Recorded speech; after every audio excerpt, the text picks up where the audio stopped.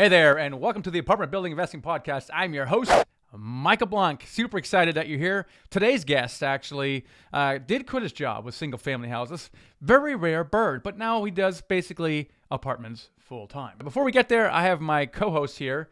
With me today is Garrett Lynch. Garrett is Director of Acquisitions at Nighthawk. He's got unbelievable amount of experience. Garrett, how's it going today? Hey, Michael, how you doing? I'm doing good, Garrett. Garrett, one of the things we did at that Sierra Place deal that we closed 6 weeks ago, that thing we closed in like how many days? 47 days during COVID. Now, how was it possible that we were able to close that in 45 days, 7 days? Yeah, if you're trying to close a deal fast, well, first off, you got to know your process and you got to know who your lender is. Right? A lot of this is dictated by the lender. That's the one part that's gonna slow you up if you don't know who you're dealing with before you go into the deal. So we knew exactly who our lender we were gonna go with on the deal. We had prior experience with that lender. We knew their process.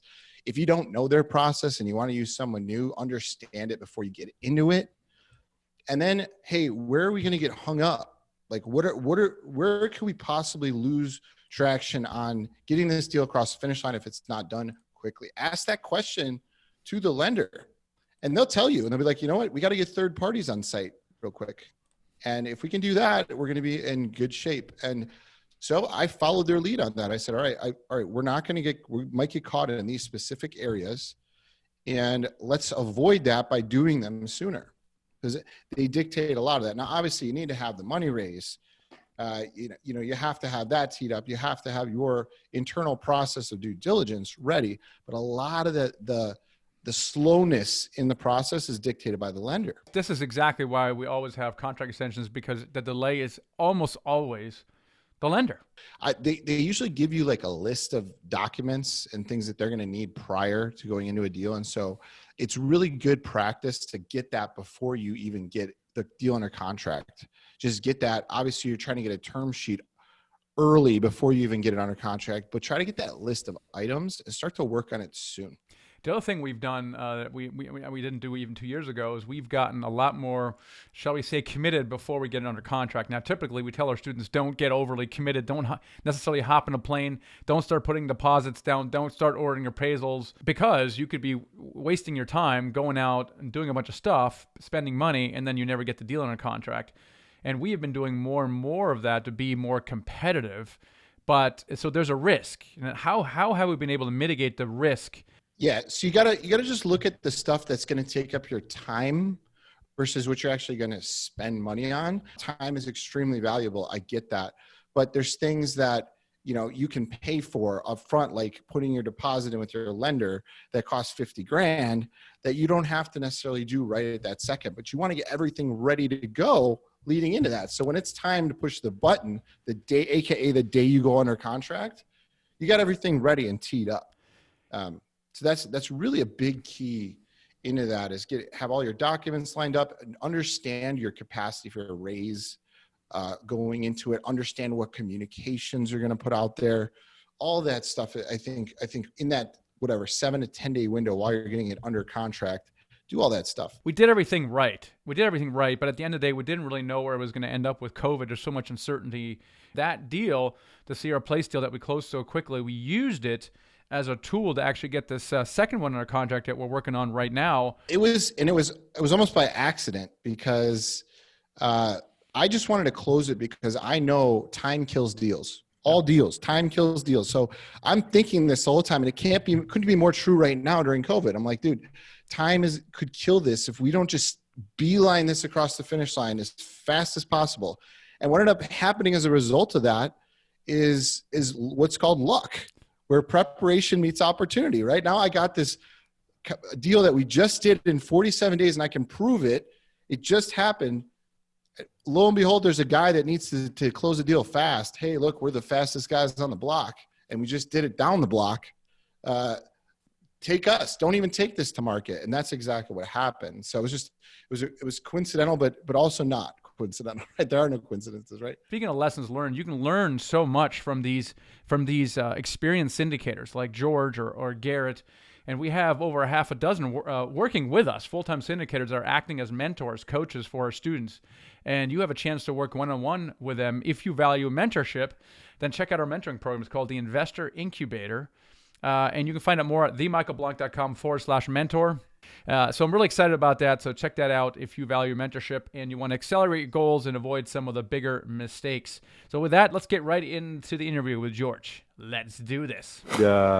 I would encourage myself to build out the systems, put a little more thought into it before the craziness and before your business gets so busy that it's hard to find the time to do it.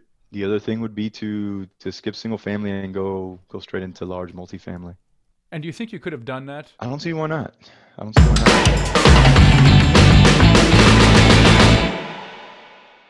not. George, welcome to the show today. Thank you. I'm excited.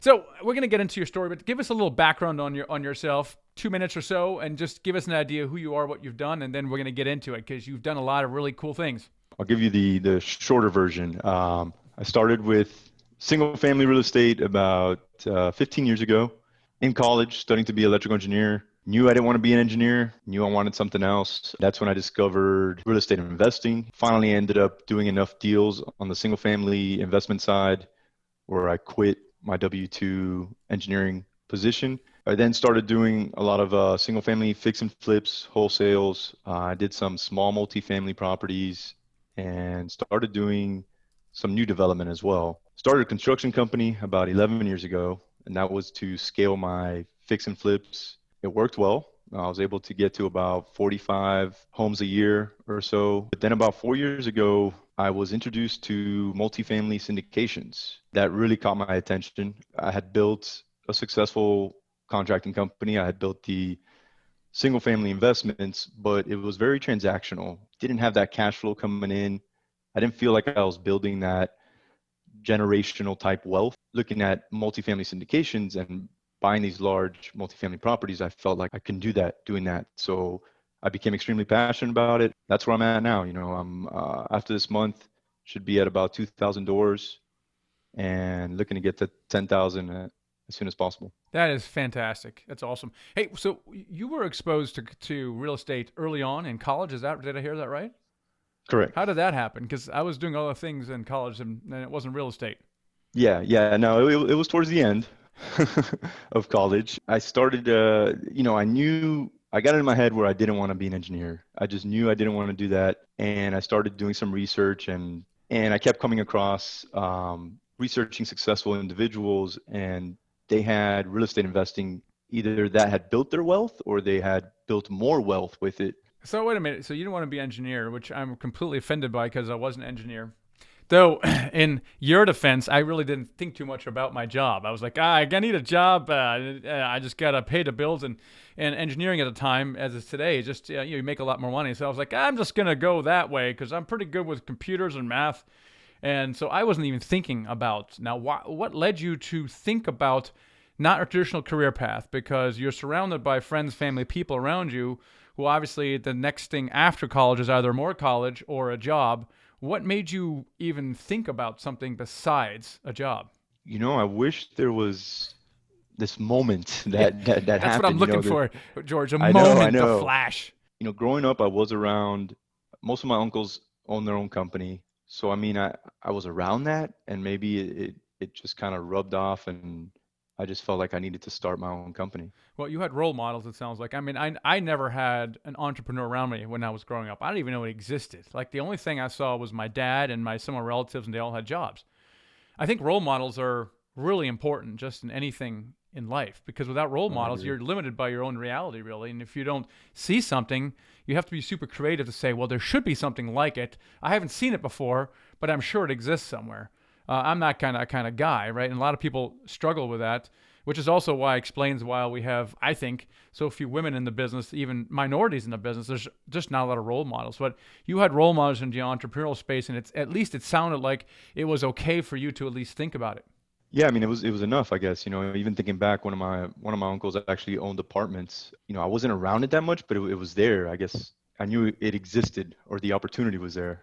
You got out, you got your feet wet in the business, and then you you had to scale it. And I think I have to imagine that, there was some pain around that process. Talk to us a little bit about that. What did you go through? You're getting into the business. You're like, man, I see this is working. I want to make it bigger. What kind of problems do you run into in the single family space trying to scale that business? I mean, it's definitely been a roller coaster. So, I quit my job and decided to do full-time real estate. It was probably around 2006. Then 2008 came. So I had to weather that storm. And that's actually what I'm born and raised in South Florida. And that's what had me move to Dallas was I wanted to keep doing real estate. And South Florida was hit too hard at that time to even touch it. So that was one. And then once, I got things going here in Dallas, it was the scaling, like you're saying, how do you do this? One of the issues I ran into in the beginning was if I wanted to scale the fix and flips was having a good contractor. I got burned twice, pretty bad. And that second time just, that made me want to start my own construction company. I realized that there's only so much one individual can do or manage. And then that's when I started focusing more and more on building out the systems so that I'm not the only one that knows how to do something. I want to get back into scaling, but before we get there, so you were able to quit your job flipping houses, right? That's what which by the way, you're one of the very few people that is able to do that, probably because of the scale that you've had. Why were you able to how were you able to quit your job flipping houses, and what kind of scale did you have, and what kind of systems did you have in place where you felt comfortable in doing that? The time of the market probably helped a little bit too. It was right before the recession, right? Yeah, we were doing wholesales, quite a bit of wholesale deals, and then at the same time, cherry picking the best ones and doing those as fix and flips. We didn't have too many systems, to be honest with you, at that time. I mean, we had a decent amount of marketing going and leads coming in. It didn't take much for me to leave my W-2. What kind of volume? Maybe 6 months consistently of making enough money where I felt like I was losing money by being at my W-2 job, that I could be putting that time towards the investments and make more. Yeah. I mean, I remember when I first flipped a couple houses back in right before the recession. I made as much money in those two house flips as I did in my entire job. It was like a huge eye opener for me. Of course, it was quite a bit of work, and I had to pay a lot of taxes. But that was beside the point. So you said, because of the recession, you moved from Florida to Dallas. Now, did you have to start completely over from scratch in Dallas, or how did you transfer your business from one to another? I mean, from scratch. Talk a little bit about that, because I know you knew how to do it, but you're still starting something. Your whole marketing starts over from scratch. Your whole personnel starting over from scratch. Like, what did that entail? A lot of time and effort, but it was Yeah. it was crazy, man. We got here, so my partner and I decided to make the move. So we rented out a house, and it had a big room in the back, and that was pretty much our office. And then from the second we got here, we knew somebody that had made the similar move about a year ago before.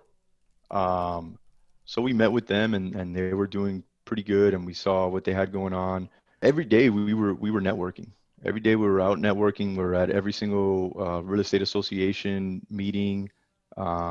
We just started building that list from scratch, like you said. Every sign in the ground that had a number, we were calling that number and getting their information and building the list. You're at everything. You're at every real estate event.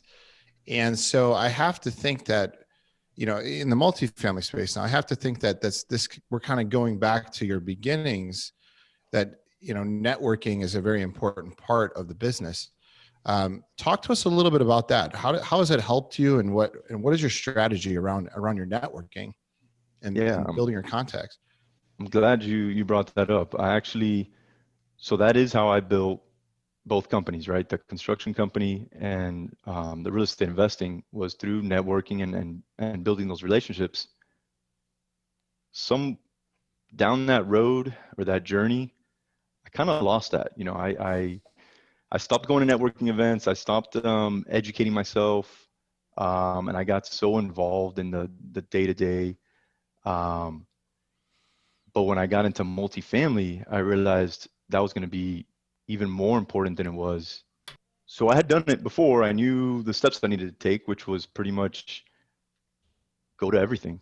You know, you're building a list from scratch. You got to go to everything and meet everybody you can. You know, I am strategic about it. I'm not just getting everybody's business card, but Why did you say it was even more important than the multifamily? Like, why did you have to network with multifamily, and how did that help you? you know, it's more of a team game in multifamily than it is single family. It's a lot easier to just close on a house by yourself than it is $50 million property.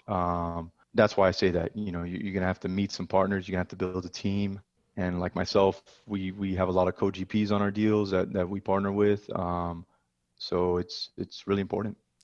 See, you have the team right now. You got partners. You got a good size system going.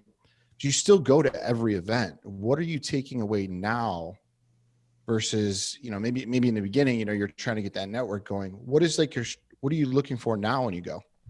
Now it's just building stronger relationships.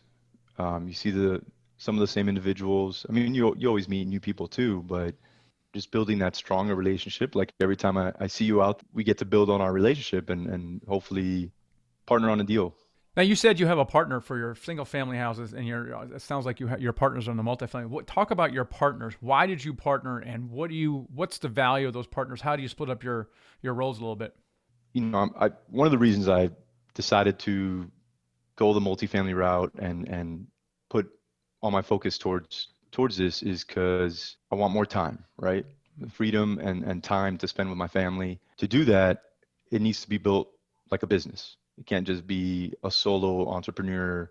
I've done that, and it just takes a lot of time out of your life. So that's the reason to have a partner, is to build the business. Not that you need a partner to build the business, but you can divide those roles and do it quicker. Mainly as far as our roles, you know, I'm usually the visionary in the company, trying to direct what path we're going to go in, and then my partner Eric is more of the implementer, the one that is in the day to day, making sure we execute that vision that I have. You have the book Traction behind you. Yep. Talk a little bit about that and how you're using that in your business. Yeah, I got introduced to that book maybe right around the same time that I decided to make the move to multifamily, and it's been huge. Just being able to put a system of how you run your business together. You know, from our weekly meetings to our goals.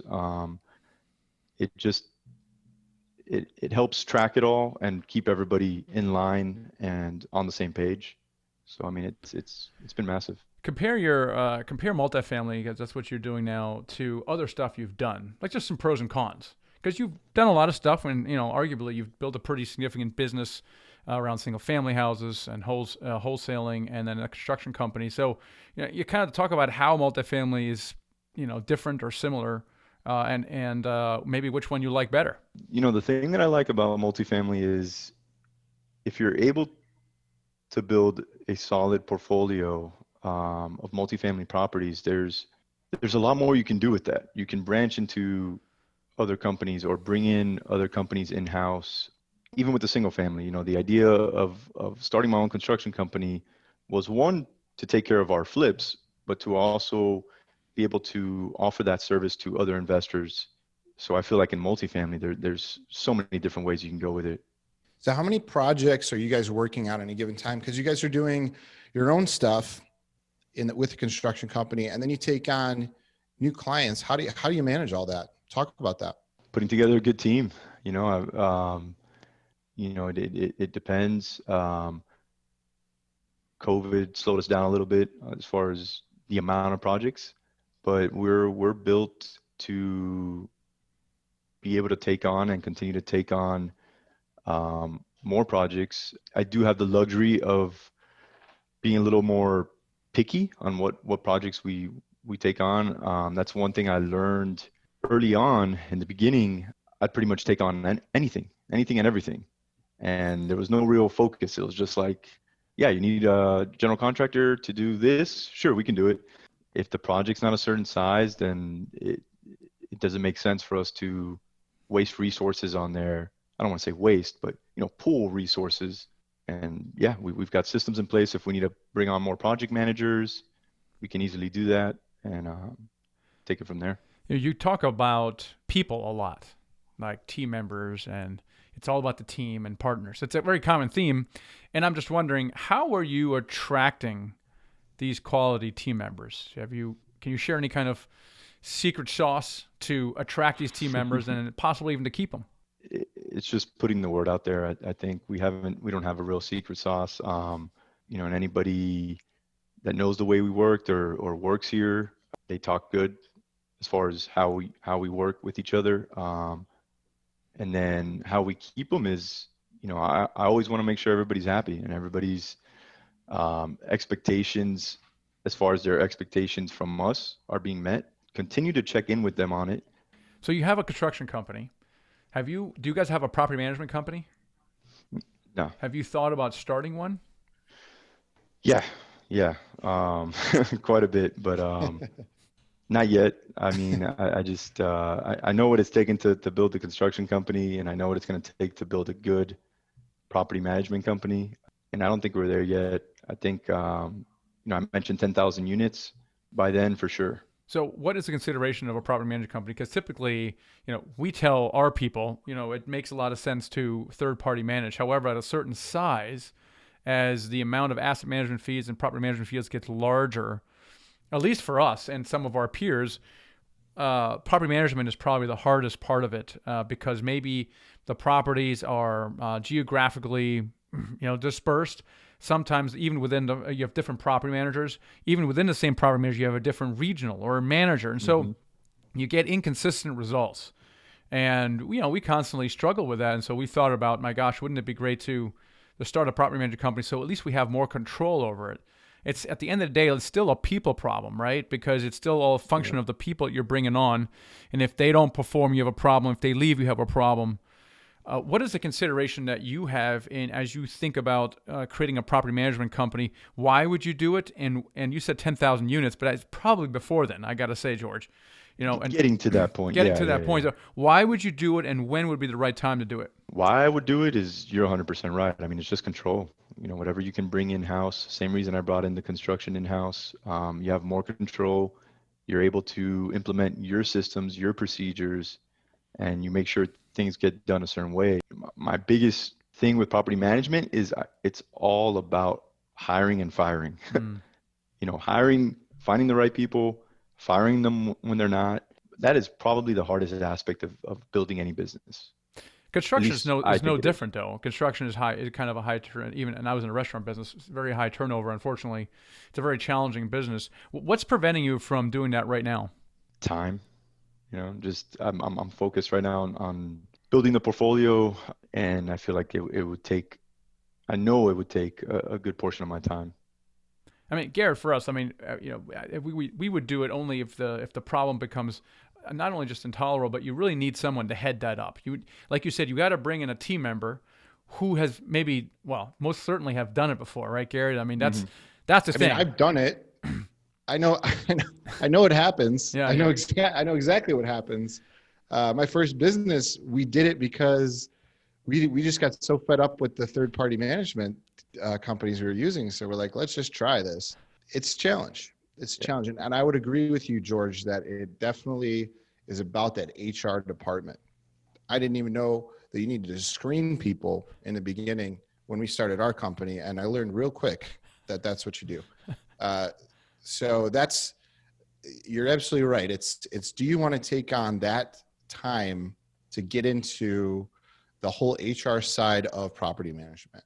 And so I would agree with you on every aspect of that for sure. Yeah. I mean, even if you bring in an all-star that's done it and built a property management company before, it's still going to take some of your time. You're going to want to be on top of that. You're going to want to be checking in with them and all that. Now, why did you stick with a construction company? Because we're just talking about it is still a people business, high turnover business. Now, I know you had a construction company in a single family house, but just because you started something insane doesn't mean you have to continue it.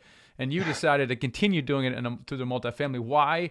What problem are you solving by having your own construction company for the multifamily stuff? I debated whether I sell the company and go into the multifamily without the construction company, but I know what it did for the single family and how it helped us scale. And I wanted to bring that over to the multifamily where I can feel confident, especially if I'm taking on a heavy lift. I know I can do it. I've got the construction company behind me. So you've been able to raise quite a bit of money, probably millions. Talk a little bit about how you're able to raise progressively more capital. Making that switch from single family to multifamily, that was one thing I had no experience in. We had some private lenders, just a couple of them, and that's how we were funding our single family stuff. Brand new to me. I had to, one, I guess, get familiar with it. I invested passively quite a bit in the beginning to kind of just, first thing was to get a feel for it. And then once I started seeing the benefits, now I do it all the time. I knew I didn't have that database already. So I had to build a database full of accredited or sophisticated investors.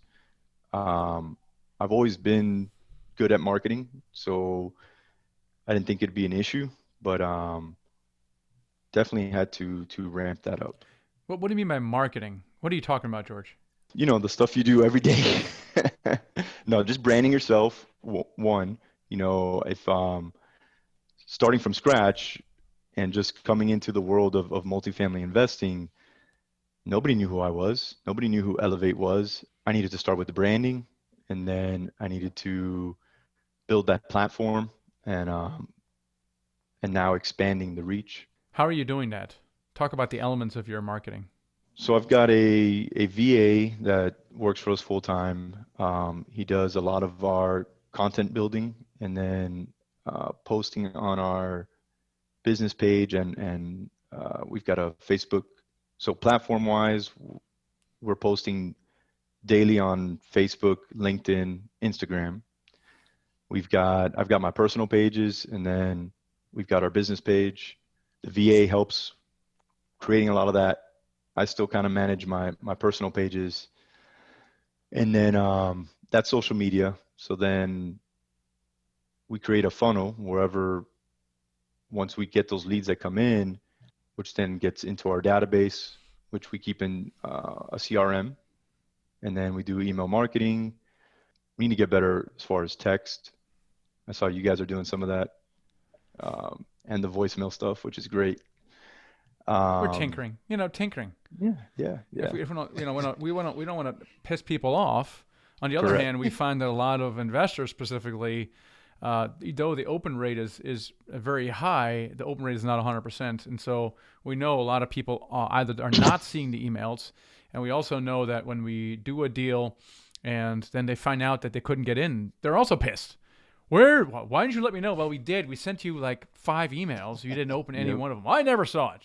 And so we have to make sure that we're approaching investors from a variety of different media, and at one point, determine what is their preferred medium, and then also being very sensitive to, hey, I'm not interested in this deal right now because I just invested in your last one or whatever.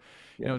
I want to stay in your list, but I'm not interested in this particular one. So implementing that functionality is important as well. So how do you guys manage your lists of investors, George? You guys are doing the whole funnel thing, and then do you go deep on them? Do you just kind of keep it broad? Talk to us a little bit about how you manage those lists and how you get them into deals. We use ActiveCampaign. I think you guys do as well. Is that right? Absolutely. Yeah. Yes. Okay. As soon as somebody joins our database, we want to speak to that investor as soon as possible. And we want to get a feel for, okay, why did they join our database? Are they looking to invest right now? Or they just want to learn more? Whatever it is, all that information gets put into our database, ActiveCampaign. And then we make sure to tag each person depending on what their goals are. And then when we send out our message, we try to keep it as strategic as possible, that matches with their tags. We're not 100% there yet, but we're working towards it. And then, like Michael said, I mean, trying to find that middle ground where you're contacting them too much or not enough. And it's hard nowadays. I mean, it's hard to keep people's attention, and I know it, because I'm also investing passively. Like right now, I've got a deal that I know I'm going to invest passively in. I've already made my mind up, but I keep not having time to go and fill out the application, and I'm not going to get upset if they reach out to me again. Yeah, I mean, we're going through this right now. We have commitments, and people are just dragging their feet, logging in, or filling out the DocuSign, or or wiring the money. And you have to be patiently persistent. Mm-hmm. Right, Garrett? Yeah. Oh, yeah. Right on that timeline now. If you got a tight timeline, then you're trying to be very patient, but you're also like, okay, come on, guys, let's go, move along. You push the button in your bank. Yep. So George, what's next for you guys and Elevate? Like, what's on the strategic horizon? We're exploring, like I mentioned, co-GPs. We're exploring some different partnerships. Got other investors bringing us deals all the time, and just kind of sorting through that and seeing which are the best partnerships we should get into. And then we go through our own deals as well, and looking for deals. Right now, there is a crazy amount of deals on the market. So I've been fine tuning our system for evaluating deals and how to, get through that and just focus on the ones that hopefully will pencil out. One thing you've done that's unique that I don't know if most people know about is that you've kind of cracked a little bit into the institutional side as far as like your preferred equity and stuff like that. Talk to us about how you got into that and how you managed those relationships, because I think that's pretty interesting how you guys are doing that. So we got lucky. We one of our co-GPs is got a crazy portfolio. They've got over 10,000 units. They've exited I don't know, I think over like 6,000 units. So they've definitely got that track record, and we kind of leveraged that track record to get in with some of these preferred lenders, preferred equity partners, and then once you're in with them, I mean, it's just building that relationship. We're constantly talking to them and in front of them, and kind of seeing what their criteria is as the market changes. What are they looking for? We just had a call with one of our preferred equity partners last week, and they're thrilled. They're pretty much ready for the next one. So we've done our job. It's got its pros and cons, but I think the pro outweighs the con when you're trying to raise a good portion of money. So as we get to the end of here, this has been great. I just love your story. You've done so many different things, and you're just a true entrepreneur. If you could have a conversation with your younger self, what would you tell yourself? What would you do differently? One is I would encourage myself to build out the systems. Maybe not every single little detail. Put a little more thought into it before the craziness and before your business gets so busy that it's hard to find the time to do it. Because I've been there and it's rough. The other thing would be to skip single family and go straight into large multifamily. And do you think you could have done that? Looking back on it right now, could you have skipped the single families and gone right into multis? I don't see why not. That's what I'm looking for, George. Yeah. Why not? Yeah. Yeah, it's so cool. George, it's been great. Tell us how people can connect with you and Elevate. We've been doing a lot of updates to our website. You can find a lot of free content on there. If you go to elevatecig.com, and if they want to go ahead and shoot me an email, it's the same domain, Jorge or George, Jorge @elevatecig.com. I can send them. I've got a bunch of stuff on CapEx and due diligence, and also questions to ask a deal sponsor and some other stuff. That's awesome. You can't find these guys. I mean, you're not looking. They're everywhere. Thank you. Thank you. Yeah, Something's working on that marketing engine, George. George, it's been great to have you on the show here. It's been awesome, guys. Thank you. Man, it was kind of fun jamming with George, wasn't it? Oh man, I had a great time. Some of the things that stuck out for me was I thought it was interesting that there's only two key lessons he said that he would do differently, right? And one of them was to build systems before he got too busy. Now, this is a little contrarian because I know, building systems gear is a little like buying underwear. It's like you spend money, you go shopping, spend a bunch of time, and you really have nothing to show for it, like on the outside at least, And it's like the same thing for systems. And it takes up a lot of time, and you don't really feel like it's getting you anywhere. So I thought it was interesting that he identified it as a key lesson. Who wants to build systems? I mean, dumb. it's not fun dumb. until you realize, oh shoot, this is running on its own. It's like that, teaching a person to fish versus fishing for them. That whole spin, right? It's very similar to that. And so that was a great point that George made on that. And so I think we always need to focus on that for sure.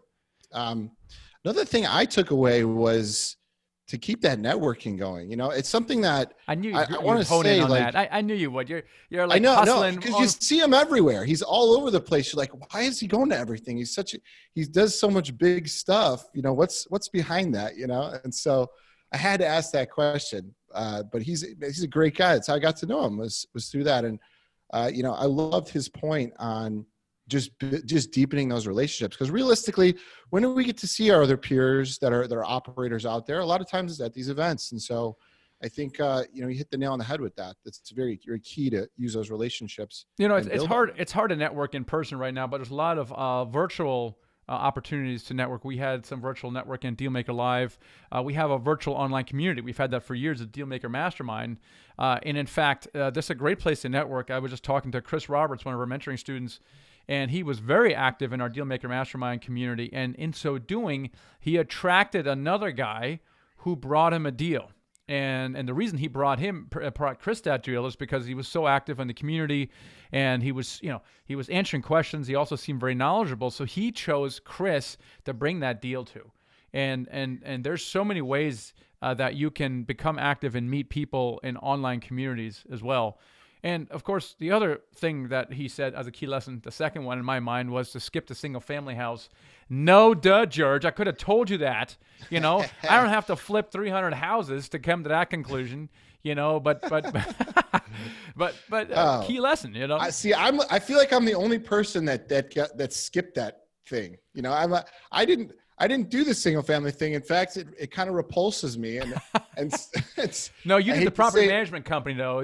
So. Yeah, I did the other thing that repulses most people is the property management company.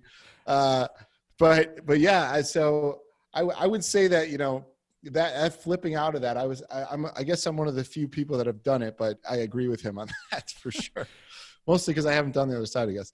The other thing I thought that he touched on that I liked was having great partners with defined roles. And, I've seen partnerships where people are like, I'm just going to start a company with my friends. Right. And that doesn't work, because you need to have partners that complement you, that are doing something different than you're doing. And that's what he has. He said that he was a visionary. His partner was the implementer. Understanding that dynamic, I thought that was really important. Yeah, the best partnerships are exactly like that, where the roles are well defined. For example, I'm going to focus on capital raising. You're going to focus on whatever management operations, right? So everybody shares and does various things, but there's certain focus, certain things that people are good at, and not only are good at, but enjoy doing.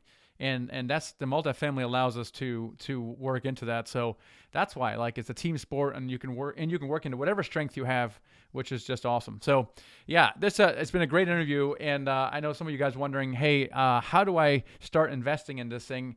And we'd love to have a conversation with you. If you're ready to invest with us, check us out. Our investment firm is called Nighthawk Equity, nighthawkequity.com. Check it out. We'd love to have you join our investor club. And that just entails you filling out a short form and scheduling a call with us so we can have a conversation with you, get to know you a little bit better, and then we can share with you some upcoming opportunities that we may have. And we'd love to have you on board. So thanks for hanging out with us today. Catch you guys next time. Hey, and before you leave, make sure you subscribe to my channel below. We put out videos every single week, and you don't want to miss it. Also, if you haven't done so already, grab my free ebook here, okay? It's a secret to raising money to buy your first apartment building deal. It's a good one, so grab that. And hey, check out another video.